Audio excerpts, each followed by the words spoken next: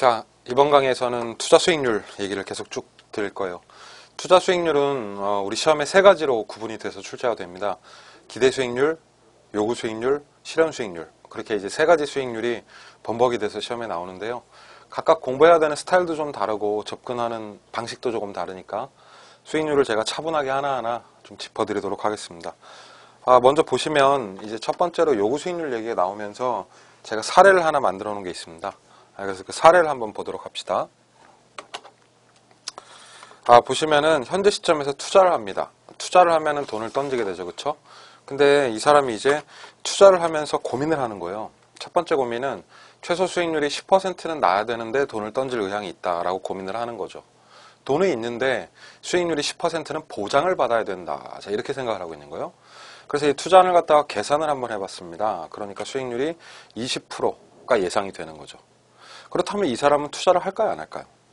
자, 본인은 최소 10%를 원했고 계산해보니 20%가 나오고 그럼 당연히 투자가 이루어지겠죠. 그래서 투자를 했습니다.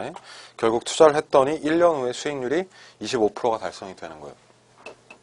그럼 여기서 지금 수치가 세 가지가 나온 거죠. 10 나오고 20 나오고 25가 나왔습니다. 자, 바로 이 세 가지를 수익률의 구분, 이 수익률이라고 하는데 이 10% 자체, 여기서 나오는 이 10%를 결론적으로 요구 수익률이라고 하고요. 그리고 이 10% 예상이 된다 할 때 이 20을 기대 수익률이라고 합니다. 그리고 결과가 나왔죠. 1년 후에 25%가 달성이 되는데 이 수익률을 실현 수익률이라고 한다. 그럼 굉장히 직관적이죠. 최소 10% 요구, 그런데 20% 예상, 그 결과 25% 실현. 이렇게 가는 거죠. 이 세 가지를 이제 나눠서 배우시게 될 텐데 먼저 처음으로는 가장 중요하고 학습할 내용이 많은 요구 수익률 얘기를 좀 하겠습니다. 자, 그래서 요구 수익률 개념을 보실 텐데 요구 수익률은 크게 세 가지로 접근이 됩니다. 키워드가 세 개인데요. 첫 번째는 투자자가 자신의 투자를 결정하기 위해서 보장받아야 되는 두 글자 최소 수익률이 요구 수익률이다. 이 정도는 보장을 해야 내가 투자를 할 수 있겠다라는 수익률이죠. 자, 이 수익률을 다른 말로 필수 수익률이라고 하고요. 이 필수 수익률 개념이 바로 기회비용이라고 표현을 합니다. 그러니까 이 기회비용 자체가 여러분들 이제 공부하시면서 개론에서 많이 나오는 개념인데 그래서 책에 제가 따로 기입을 해놨죠. 이 기회비용을 간단히 말씀드리자면 그런 거예요. 부동산에 투자를 한다 내가. 그러면 제가 이렇게 여쭤보면 최소한 수익률이 몇 %는 나야 돈을 던지겠습니까? 뭐 오피스텔 같은 데 투자를 하는데 수익률 몇 %는 나야 오피스텔을 매입할 의향이 있냐? 이런 질문입니다. 그러면은 뭐 사람마다 다르겠죠? 어떤 분은 7%, 어떤 분은 10%, 12% 이렇게 얘기를 할 거예요. 근데 한 가지 공통적으로 생각할 수 있는 건 예금 금리, 그렇죠? 은행 금리 이상은 나야 돈을 던진다라는 얘기를 우리가 자주 하죠. 부동산이라는 게 위험이 있는데 그러니까 거기서 발생하는 수익률은 위험이 거의 없는 상황인 금리 이상은 보장을 받아야 내가 투자를 하겠다라고 얘기를 하거든요. 왜냐하면 예금 금리라는 걸 포기하고 그렇죠? 투자자가 포기한 거란 말이에요. 그리고 그 1억, 2억 하는 돈을 부동산에 선택을 하기 때문에 그래요. 자, 우리가 어떠한 선택을 하게 되면 필연적으로 무언가를 포기해야 되는데 그때 이 포기 대가, 부동산 투자는 예금 금리 같은 게 포기 대가죠. 자, 바로 이러한 포기 대가를 기회비용이라고 표현합니다. 그러니까 투자자가 최소한 요구할 때는 자신의 포기 대가인 뭘 반영시킨다? 기회비용이 반드시 들어가게 돼 있다. 자, 이렇게 기억을 하시면 되겠죠. 그러니까 요구 수익률은 세 가지예요. 최소, 필수, 기회비용. 이 세 가지 키워드로 정리를 하시면 되겠습니다. 자, 그런데 요구 수익률을 좀 더 체계적으로 살펴보자면 이 두 가지 합이 바로 요구 수익률을 구성하거든요. 그때 첫 번째 나오는 단어가 무위험률, 그리고 두 번째 나오는 단어가 위험 할증률입니다. 요구 수익률을 산정하는 건 마치 공식화되어 있습니다. 다시요. 무위험률 더하기 위험 할증률이 들어간다고 했는데 이 개념을 한번 조금 디테일하게 살펴보도록 하겠습니다. 요구 수익률 자체 무위험률과 위험 할증률 제가 필기를 좀 할게요. 뜻을 대충은 아셔야 되거든요. 무위험 더하기 위험 할증. 자, 그때 이제 바로 무위험률이 뭐냐면 자, 여러분들이 지금 부동산에 투자를 하신 거예요. 그리고 부동산에 투자해놓고 거기에 최소 수익률을 요구를 하는 상황입니다. 그럼 앞서 말씀드렸던 게 바로 예금 금리 정도는 수익률이 나야 되죠. 자, 바로 그러한 수익률을 무위험률이라고 부릅니다. 얘는 위험이 거의 없는 경우의 수익률이다. 위험이 거의 없어도 수익이 나나? 예, 그런 게 있어요, 현실에. 가령 국민은행에 돈을 넣으시면 위험이 전혀 없죠. 제로에 가깝습니다. 그때 보장되는 수익률을 무위험률이라고 합니다. 그래서 무위험률에는 어떤 예금 금리나 혹은 나라에서 발행하는 채권, 소위 이제 국채라고 얘기하는 그러한 국채 수익률 정도는 거의 위험이 제로인 상태에서 나는 수익률이기 때문에 그걸 이렇게 표현을 합니다. 예금 금리가 3%라고 한다면 최소 요구 수익률은 부동산에서 3%는 보장이 돼야 되죠. 어떻게 보면 기회비용이기도 합니다. 자, 그런데 중요한 건 3%만 받고는 부동산에 들어갈 수가 없죠. 부동산은 뭐가 있습니까? 위험이라는 게 있어요. 그러면 그것에 대한 대가가 필요하다? 위험이 있으니까 덤을 더 달라? 그래서 붙는 알파를 위험 할증률이라고 불러요.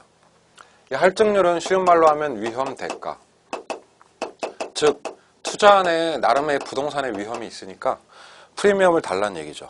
그래서 얘를 영어로는 위험 프리미엄이라고도 부릅니다.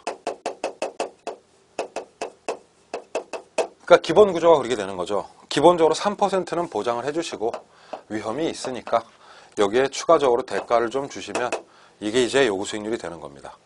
사람마다 할증 수준이 달라지죠. 그래서 이 요구 수익률을 주관적으로 만드는 요인이 바로 이 위험 할증률이 되겠습니다. 할증률은 당연히 위험이 커질수록 같이 커지게 되는 구조를 갖게 됩니다. 그래서 위험과 할증률은 정비례하고요. 위험이 커지면 할증이 커지면서 전체 요구 수익률이 늘어나게 되는 겁니다. 예, 그러니까 요구 수익률 구성 요소 두 가지 다시 정리를 하자면 무위험률과 위험 할증이 있다. 그리고 무위험률에는 예금 금리나 국채 정도의 수익률이 있고 위험 할증률은 위험 대가이자 프리미엄인데 사람마다 다르다. 예, 그렇게 정리를 하시면 돼요. 그게 이제 요구 수익률의 기본 내용이었다면 두 번째 수익률이 바로 기대 수익률입니다. 기대 수익률의 틀은요, 바로 이 그림 보시면 자세히 나오죠. 장래 수익률이 20%는 뭐요? 예상이 되는데 그랬습니다. 기대 수익률은 그래서 키워드가 아주 간단해요. 투자로부터 예상되는 이 예상되는 미래의 예상 수익률이다. 예상이라는 말, 예측이라는 말이 나오면 그게 기대 수익률이구나. 이런 뜻을 아셔야 돼요. 자, 두 번째로 보시면 미래 예상 자체가 확실하다, 불확실하다? 불확실성이 있잖아요. 그러니까 기대 수익률은 나름 구하는 논리가 있습니다. 여러 가지 상황을 놓고 수익률을 구한 다음에요. 그 값을 평균을 냅니다. 자, 뭘 아셔야 되냐면 여기서 그래서 기대 수익률은 평균으로 구한다. 이 평균이라는 게 이 수익률의 대명사로 우리 개론에서 쓰입니다.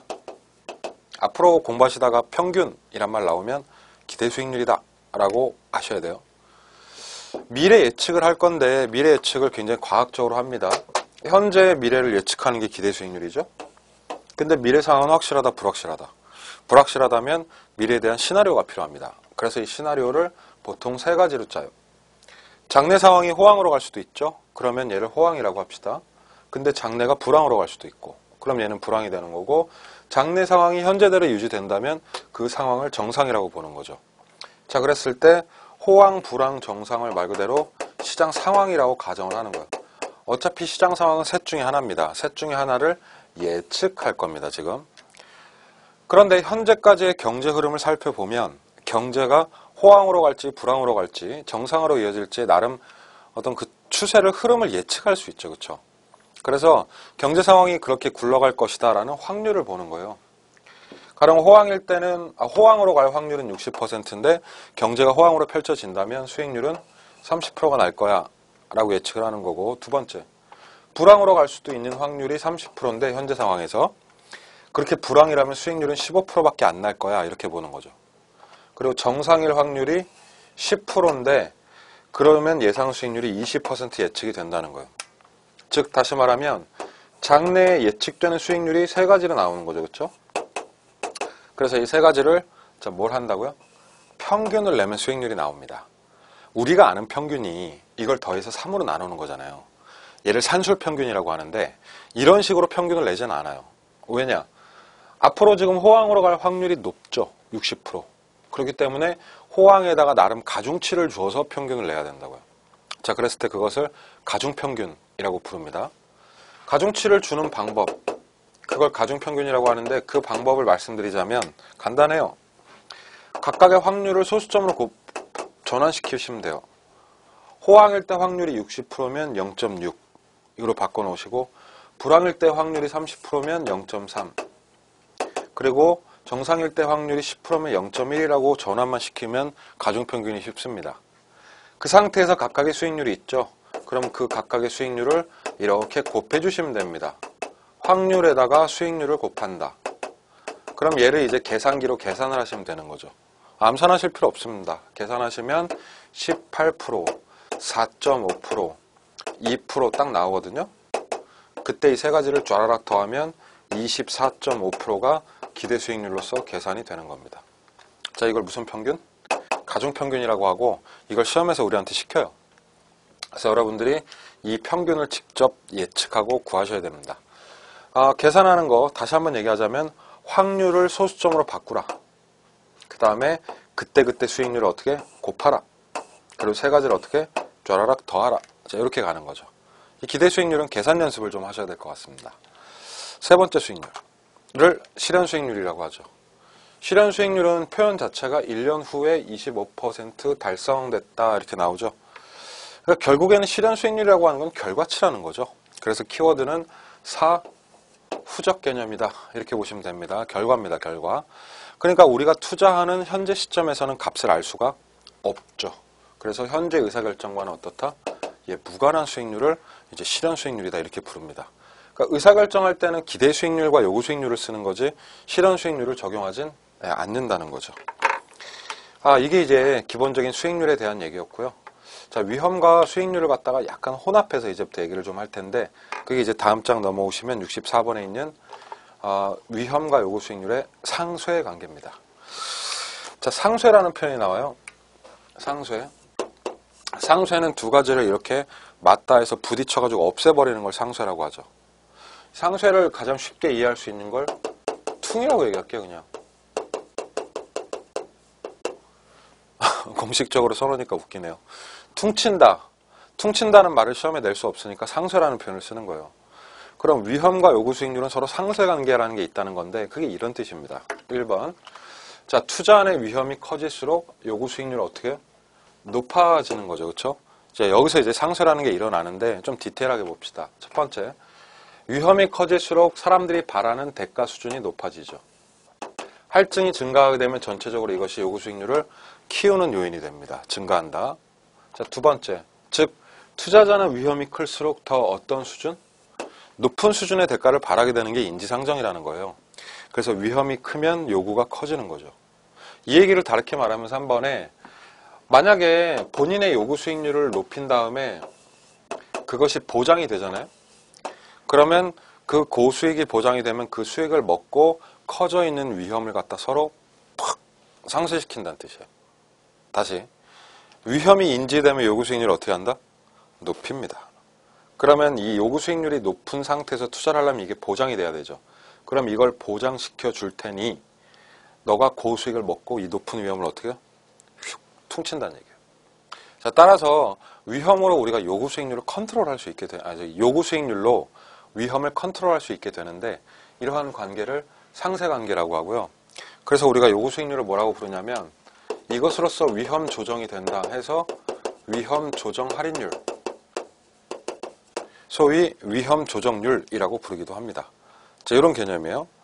자, 4번에 보시면 그래서 결론적으로 위험이 커질수록 투자자는 자신의 요구 수익률을 어떻게 해요?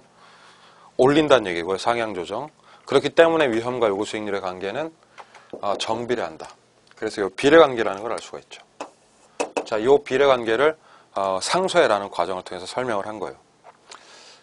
위험 얘기 계속하고 있으니까 투자할 때는 이 위험이 굉장히 많은데 이 위험을 처리할 수 있는 그런 방법들이 몇 가지 있습니다. 그래서 밑에 쪽에서는요. 위험을 처리하고 관리하는 다양한 방법들 설명을 드릴게요. 위험을 매니지하고 위험을 컨트롤하면서 투자를 해야 되는데 제가 생각하기에는 가장 좋은 방법은요.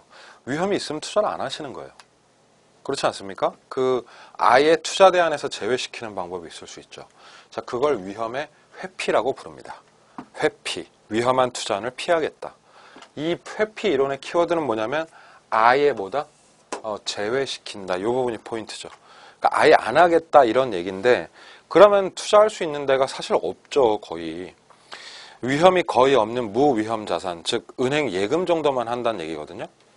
이 방법은 위험을 없앨 수는 있으나 고수익을 거두긴 어렵다. 좋은 방법은 아닌 것 같아요. 그렇죠? 두 번째 방법을 보자면 아주 중요한 방법이에요. 바로 보수적 예측입니다. 보수적이란 말도 중요하고 예측이라는 말도 따로따로 중요합니다. 자, 하나 좀 말씀을 미리 드리면 여기서 말하는 보수적이라는 게 비관적이란 뜻이에요. 자, 여기서 말하는 예측하면은 아까 무슨 수익률이라고 했죠? 네, 기대 수익률이죠. 그렇다면 장래 상황을 갖다가 어떻게 기대하는 거예요? 비관적으로 보는 방법이 바로 보수적 예측입니다.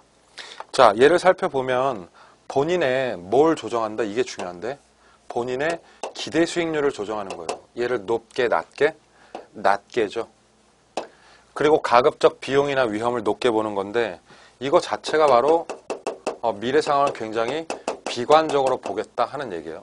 수익을 낮게 본다는 얘기죠. 그래서 자신의 기대 수익률을 무슨 조정이다? 하향 조정하는 방법이다. 설명이 좀 필요할 것 같아요. 이해를 하시려면. 아까 우리 미래 예측을 했었죠. 그쵸? 정상, 호황, 불황 이러면서. 자신의 요구 수익률이 5%라고 합시다. 이 말은 5%는 최소 미래가 보장이 돼야 내가 투자하겠다 이런 얘기인데 그래서 계산을 하는 거예요. 기대 수익률로. 근데 상황이 이렇게 간다고 합시다. 호황일 수도 있고 정상일 수도 있고 불황일 수도 있다. 호황이 되니까 수익률이 10% 예상이 되고 정상일 때는 7% 가는데 불황이면 3%밖에 안 가는 거예요. 수익률이. 그러면 아까 말씀드린 대로 하자면 이 세 가지 상황을 가중평균에서 의사결정하지 않습니까? 얘를 평균을 내서 이 평균치가 요구 수익률을 충족시켜야 투자하는 거였어요. 근데 이 방법은 그렇게 평균을 내는 게 아닙니다. 그냥 어떻게 하냐면 미래 상황을 어떻게 보는 거죠? 최악으로 보는 거예요. 3%로. 그래서 수익을 낮게 하향 조정합니다. 비관적으로 봤으면 자신의 요구 수익률보다 예측치가 떨어지죠. 그럼 이러면 투자 안 하는 거예요. 이거 5% 보장이 안 되니까요. 그러니까 이 방법의 컨셉은 내가 지금 미래를 최악으로 예상을 하는데 그때 그 수익률이 내가 바라는 요구 수익률을 충족해야만 투자를 하겠다는 거죠. 최악의 상황이 나의 요구 수익률에 맞아야만 투자를 하겠다? 이건 대단히 신중한 겁니다. 투자 결정이. 대단히 신중하게 하는 거라고요. 이렇게 하면 위험을 상당히 처리할 수 있겠지만 역설적으로 보면 7%나 10%를 먹을 기회가 없게 되는 거죠. 그러니까 기대 수익률을 지나치게 낮게 비관적으로 미래를 보는 것도 신중할 수는 있으나 과감하게 고수익을 거둘 수는 없다죠. 이렇게 이해를 하시면 되겠는데 이 방법의 어쨌든 시험에서의 본질은요. 바로 뭘 낮추는 것이다? 기대 수익률을 낮추는 것이다. 그럼 조금 더 수익을 높이면서 위험을 처리하는 방법은 없을까? 그래서 나오는 게 그 다음 방법입니다. 자, 이 방법 중에서 제일 중요한 방법. 무슨 법이요? 위험 조정 할인율법이다. 별표입니다. 위험 조정 할인율. 아까 살짝 언급을 했었는데 위험 조정 할인율이라고 하는 건 뭘 의미하냐면 결론적으로 요구 수익률을 뜻합니다. 자, 이번엔 요구 수익률을 조정하는 건데 이 요구 수익률을 어떻게 조정하냐면요. 상향 조정하는 방법이다. 아하, 이게 지금 대꾸가 되네. 두 가지 방법이. 보수적 예측을 보셨으면 얘는 기대 수익률을 최악으로 예측을 하는 건데 이놈은 뭐냐면 요구 수익률을 최고로 높게 조절하는 거예요. 그리고 제가 이 방법에 대해서 거기 써놨죠. 그 사례를 설명드리자면 이런 거예요. 63빌딩을 청소하는 일이 있습니다. 유리창 청소인데요. 10시부터 1시까지 근무를 해요. 3시간. 3시간 근무를 하는데 시급이 5만 원이에요. 그럼 하루 종일 일하면 15만 원이죠. 그럼 이 일을 할 거냐 말 거냐 하는 얘기예요.